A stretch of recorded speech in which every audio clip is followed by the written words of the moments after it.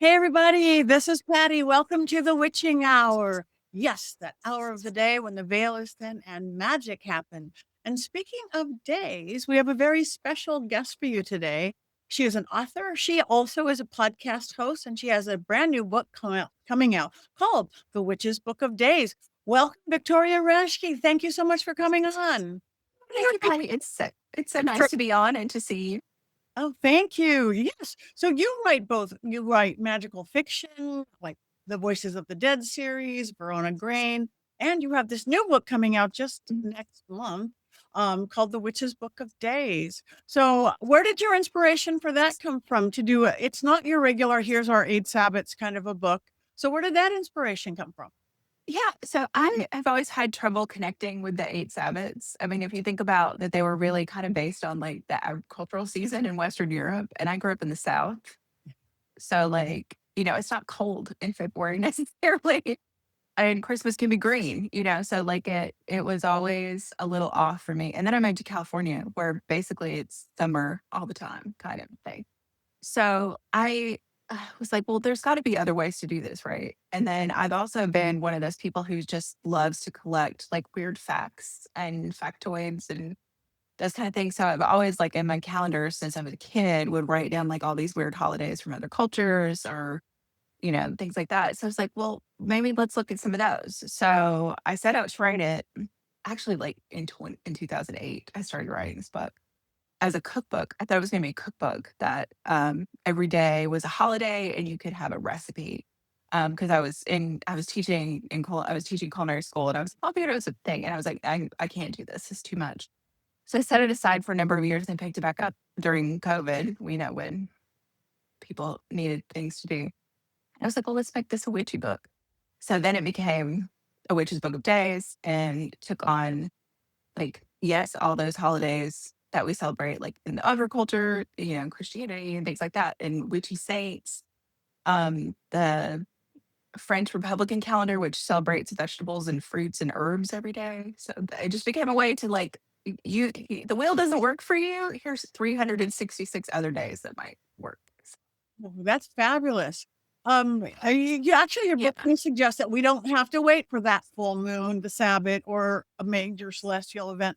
So, to me, it's like everyday magic. Why do you think everyday magic is so important, other than just not connecting with those 8 days a year, especially now? And Yeah. I mean, I think it's really easy to be like a Samhain and salmon or Samhain and Beltane witch. Like that's the only time you do anything.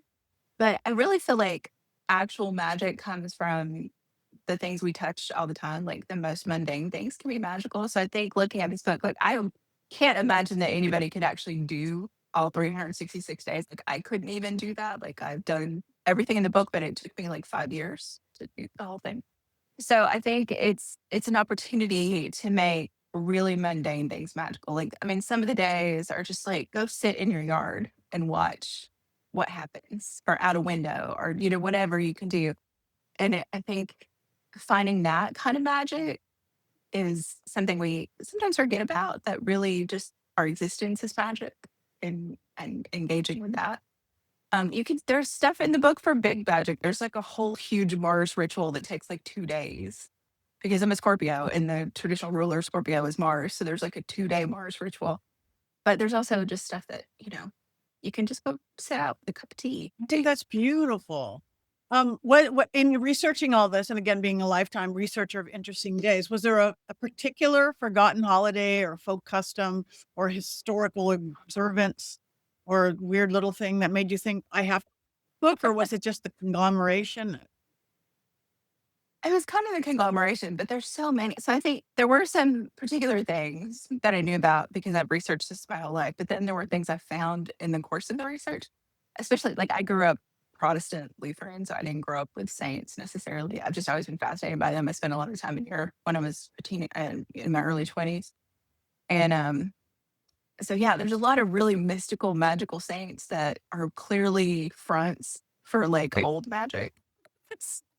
So there was a lot of weird stuff like that that came out, like just the amount of weird saint stories, I think was, is worth the price of admission if you're into that at all. I think that's great. Now, a lot of people look and again, I understand you probably can't do every single day, 360 by 360 idea. And I like that you said one is go out and sit in the garden, because a lot of people do love magic and ritual, but they feel too busy, they're too distracting, or too exhausted to have some kind of a daily practice. Yeah. Is there is there a magical practice, like a smallest meaningful magic practice that people can like take into their life to bring that into this is how I live versus what I do? Yeah, like one of the things, this was the first thing that came to mind. Like one of the things that I read about one day that I had a really hard time finding something to write about. And I can't remember the day off the top of my head. I've looked at this book so much that, my eyes have crossed about it. But one of the days I couldn't find anything witchy or magical. And then I was just researching and I found online that there was this shipwreck of the Witchcraft. The ship was called the Witchcraft.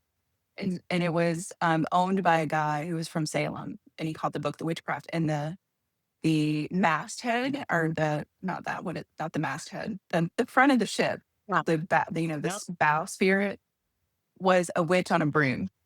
And I was like, okay, well, this is fascinating, but how do I talk about this? How do you make this a ritual or anything? And I was like, the reason I found this is because I just got on a rabbit trail and kept looking.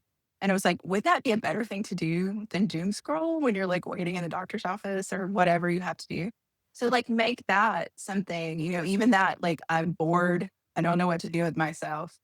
If you're gonna look at your phone, maybe go to Wikipedia and look up a topic you're interested in on witchcraft or whatever, and then see where the sources are gonna take you and what else, the links and all that. But it may give you an opportunity to find something that you can incorporate in your practice, or just not doom scroll, like, which is better for I your brain. I think that is absolutely brilliant and makes so much good sense. Like I want to learn about rutabagas or whatever that is. It seems like, Right, exactly. I don't think I've ever thought of that, and I don't think pretty much anybody has. So that's kind of brilliant. Thank you for that. I love Yeah. that. It's like I'm going to go learn something right now, not just going TikTok dance of the day or Right, exactly. oh yeah. The book does include meditations, kitchen spells, crafted charms, and recipes and reflections. Mhm. Do you believe that different people naturally have different languages of magic and it's like tuning into the one that works for you kind of thing? I kind of go back and forth on that. I think you can. I think we have natural affinities. Like, obviously, I do a lot of kitchen witchery. I was a professional chef. I taught culinary school, so that I kind of lean that way in my magic sometimes. But I don't think if you didn't go to culinary school, you can't be a kitchen witch of some, massive power. I think it's like what you're interested in. And when I write fiction, I always joke, people always say, write what you know. And I was like, I write what I want to know about so I can go research it, Um, And so I think if there's something that really calls to you, but you may not feel like you have that talent, or that doesn't mean you can't try. Right. So I think we have affinities, but I think we can also push ourselves to do it. Oh, right. I'm the queen of that. I don't know what the word saute means. I do not know how to cook. I've got kicked out of home ec and I've done 2 cooking shows, including MasterChef. I I still do not know what saute means, but that's that push yourself and challenge yourself and did talk about the magical cooking. So I love that you do that. Um, so do you personally go check your book in the morning or look each day at whatever magical or historical existence? I found I have a daily practice, and folks who follow me on the very few social medias I'm on, know that I do a little calendar page every day, like for morning pages for writing from, I think it's from the Artist's Way, originally the morning pages. And so I have all my holidays for the day. A lot of ones I didn't write about in the book because, the book had to be a certain limit. So, and then I'll do some research either through my library or the wonders of archive.net. I'll just put in a thing and search archive.net and you come up with like a little passage that I copy out. I mean, pen and ink. I love fountain pens. So I'll write that out. And then I pull a card for the day. And so I think all those things kind of like fed the book, and the book also feeds that. I think that So, um, no, yeah. I think that's beautiful. So it's like it's the idea of your book that ordinary Tuesday can be sacred. And so is that Mhm. something we have to train ourselves to do to notice the enchantment when nothing dramatic appears to be, to create it ourselves, like I'm going to pull a card or whatever. Yeah. I mean, I think we have to re-enchant. I think when we were kids, we all knew how to do this. I think this was something we lose. And so I think we have to find it again. So I think it is, I think there's different ways you can do it. I mean, to pull a card every day is one way to think about like that in context of your day. I mean, I have a friend who just like over her coffee or tea in the morning will like kind of put her intentions as she stirs it, like I think those small things make a big difference. And then you're primed for when you want to do the big stuff, right? You're primed when it's the full moon, you're primed when it's a big holiday because this is part of your life. It's not going to church kind of. I mean, that's kind of a weird way to put it, but I mean, I think that kind of applies. So it shouldn't, I feel like magic shouldn't be something that we have to step into, that we're just always in it. We just have to notice. Right. So, That's what I think too. And that adds to the awareness, which adds to the intent, which adds to everything in the mhm. a forward, upward spiral of things. Uh, Yeah. so do you think that our birthdays, wedding anniversaries, moving days, career milestones and things, even the days we adopted our animals, are a sense of personal holy days and magic? Oh, definitely. Definitely. I think, we have so few rituals in our culture, like high school graduation, getting your driver's license, getting married, we ritualize those things for the most part. But I love Phoenix LaFay's book on this, basically life ritualized. If people haven't picked it up, I heartily support picking this book up. But it is the kind of thing for all those kind of rituals. I mean, like if you came out of the broom closet or out of the queer closet, that could be one. Like there's so many different things that we experience that we just kind of don't have a way to honor. So yeah, I would do that. And one of the things I do at the first of the year every year is I make a little what I call a beaded calendar. I've seen people call it a witch's rosary, but I don't pray with it, so I don't really feel comfortable calling that. But and I just have a bead for like all the full moons and all the dark moons, and there's instructions to make one of these in the book. And then like my kids' birthdays and my husband's birthday and our anniversary, and when I have memorial beads for my parents who both passed, and I have memorial beads for my kitties who've crossed the rainbow bridge, and like special days that are important to me. And then I just have that on my altar as kind of something I turn to the bead is, the important beads in the front. And it's just another reminder. And it's a way to kind of set your intention for the year. Like you kind of look at the year as a whole when you're restringing it from the previous year. Oh, I So think that is so I think beautiful. it, I'm not clear. I haven't read that yeah, part yet, but I'm seeing it. You put the dates. I'm just very intrigued by that whole idea of that magic that yeah, represent each of those things. So I'm gonna have to go read that. Um, I, your book also encourages readers to create their own kind of evolving book of days, sort of sort. So is that something that people might put in their personal version, like adopted my dog here, things like yeah, that? yeah, definitely. And I mean, there are probably people listening who cringe, and I know We that love people have that. said this too, cringe.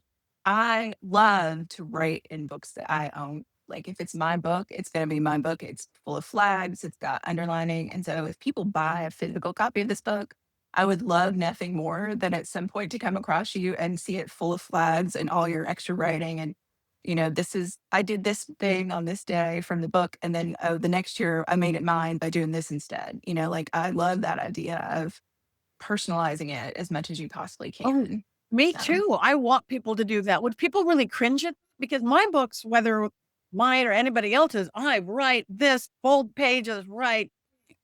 yes. Yeah, library books are Yeah. sacred, but the books I own, I can do whatever I want with. Yeah. I love it. Well, now looking at if we were creating these days along the way, a lot of dates actually carry grief and trauma and difficult memories. Would you put that in your personal book of days or help you reclaim or transform a difficult anniversary or celebrate it as such? Do you talk about that, the more shadow side of things? I do, because there are I mean, there's some dark days in the book. There are days when women who are accused of witchcraft were executed. I mean, those are in there too. And, I talk about how do we honor these people who weren't actually witches? They were just women who got accused of being witches. But the important thing was that someone said they were a witch. And talking about that like in context of our own time and what that means, like what witch hunt actually means. And so I think that's one way to kind of transform those anniversaries. And like for my own parents, like my dad's birthday falls in the middle of Parentalia, which is the Roman celebration of the dead. So like I do a special extra thing for him on his birthday in this week that I honor my ancestors. So I think so I think those things, I mean, life is not all rose beds, right? There's things we lose along the way too. And I think honoring those is also important. Oh, I do too. That's beautiful. Now let's look at your like history a little bit. You said you were raised like Protestant, so not with the saints. How did Mhm. you become on this Yeah. witchy journey? Was it some from your youth, something you discovered along the way? Uh, I think, I mean, I grew up in rural East Tennessee out in the woods. So I think that probably contributed, but I was also just a weird kid. Like I was really into, you remember the Time Life books, like all I the have weird them. UFO stuff. Like I loved those.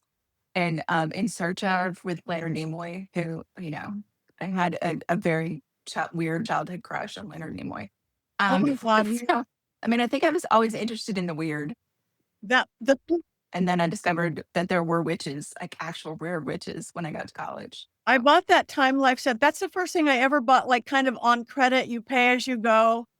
That was my first big purchase yes, ever. yes, And I had crush on the Leonard Nimoys and the weirdest characters. Oh my God, you're like my little sister. yes, I know.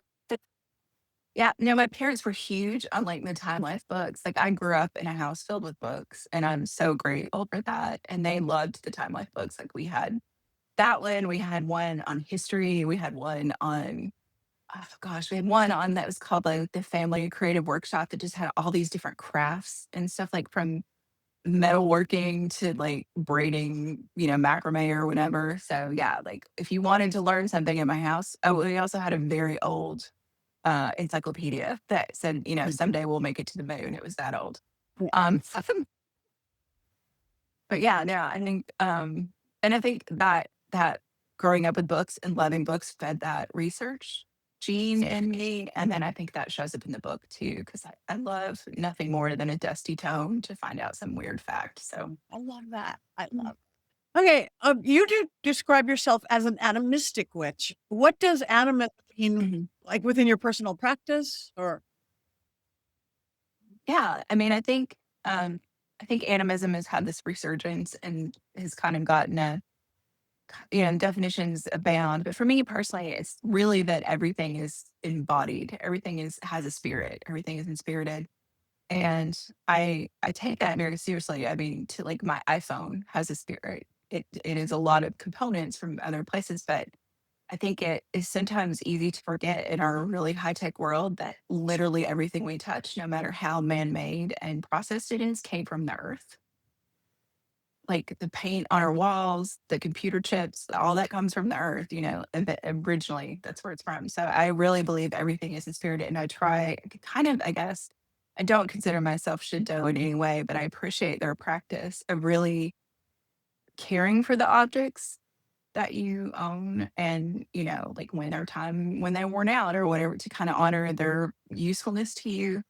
And that obviously extends into the natural world to plants and animals and the other beings we share the planet with. So, yeah, I think everything has a spirit in it. And I always joke that, when you write a book, you are writing a book that has a spirit in it. And then every copy of that book becomes its own because it's enlivened by the person who reads it. I So, love that, and I agree, and yeah. I do too. Everything has a spirit, the spirit of this, the spirit of that, the spirit of whatever. Now I know you're an initiation into the Forest Eds tradition, and you just told us that you grew up like Mhm. kind of in the woods. Has that magical or that tradition influenced the way you understand, say, ritual or just living within this world?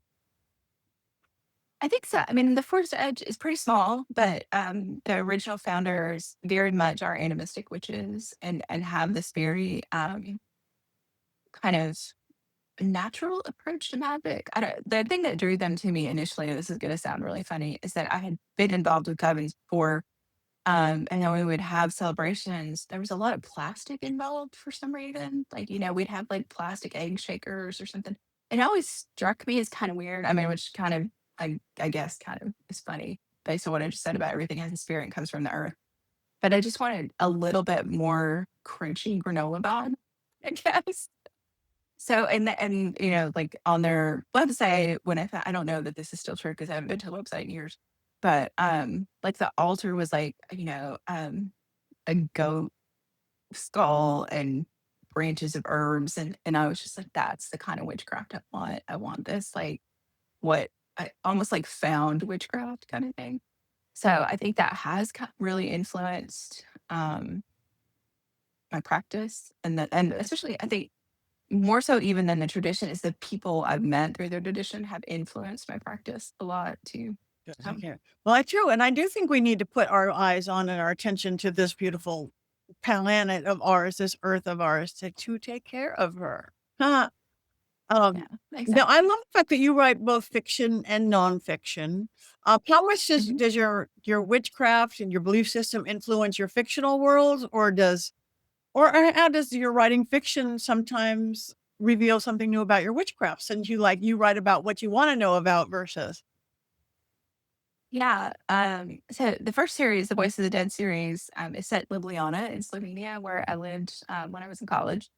And it it's basically witchcraft. And it's about witches. It didn't when I first started writing it, I didn't think that's what it was gonna be.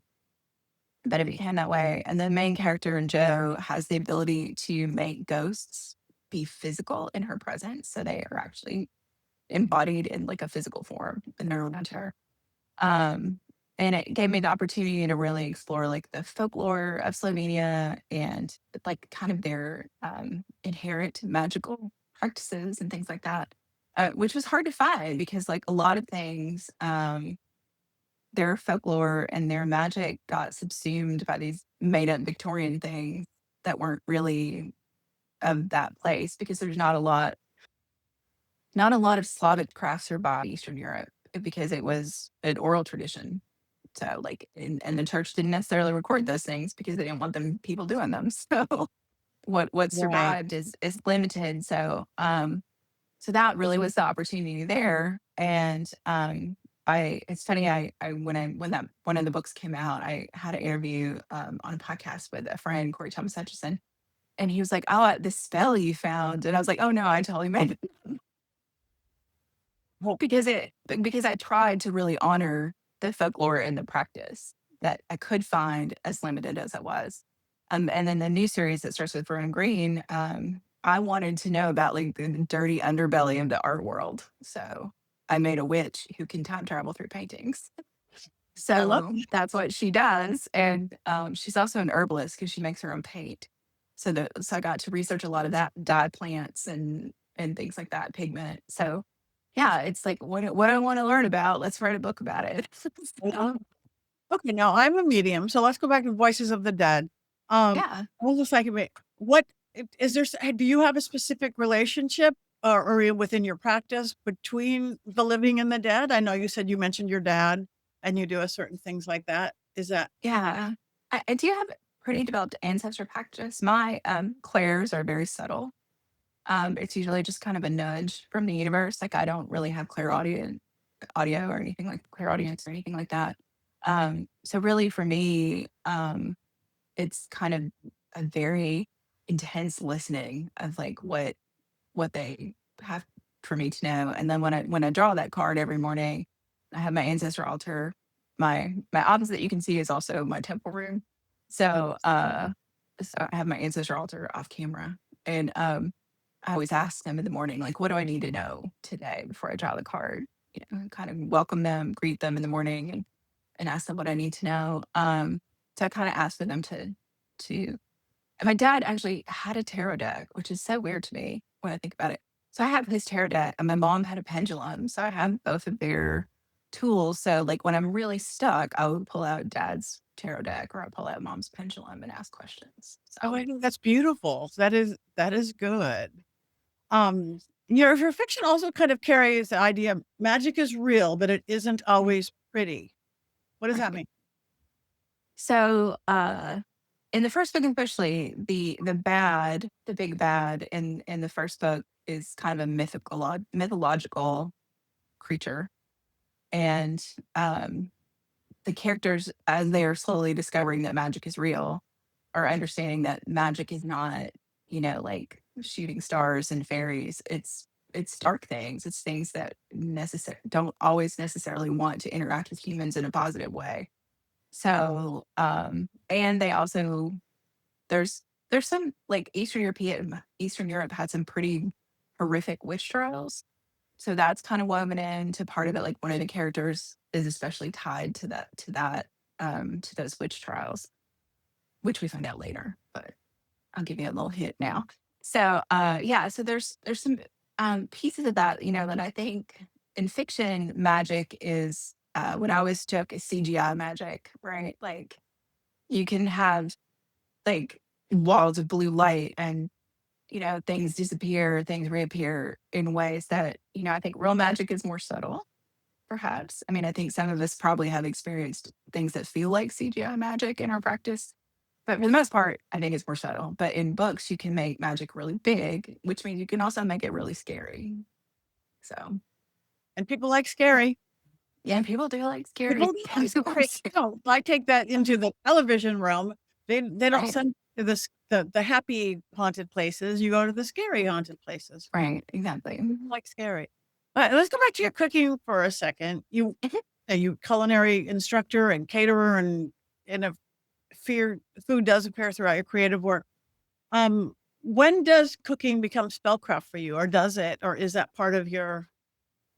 It's a little bit all the time. I mean, like, I live with my partner and my son and his wife also live with us, and so we trade off cooking. And so, like, the nights I cook, um, I try to like imbue dinner with like good stuff for everybody. I try to make sure I'm in a good mood.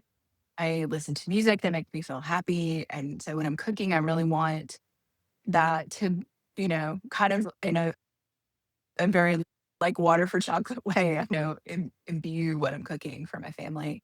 And then, I just like to putter with, because I like to make tea blends. I like to, try out new weird spices and see what they do, like magically and in my food.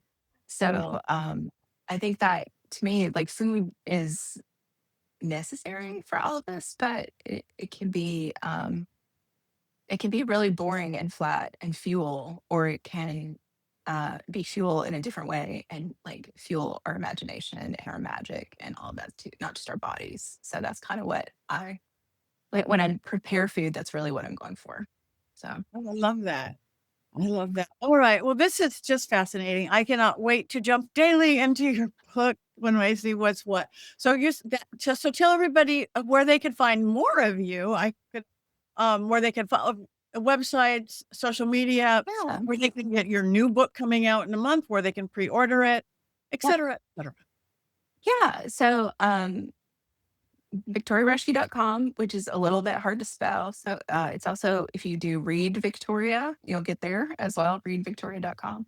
And then I removed myself from social media for the most part. So I'm only on Blue Sky and Mastodon, and I'm Witchtoria with two V's on both of those locations. But you can also search my name and I'll come up on Blue Sky, and you can see my daily card pull if you follow me on one of those places.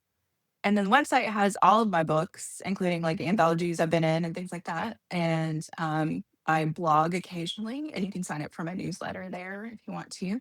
And the book comes out September 8th, but you can pre order it anywhere now. It's available everywhere. I really encourage people to, either order from their local bookshop or cult store, or bookshop.org to support independent businesses, but you can find it in all the big places too.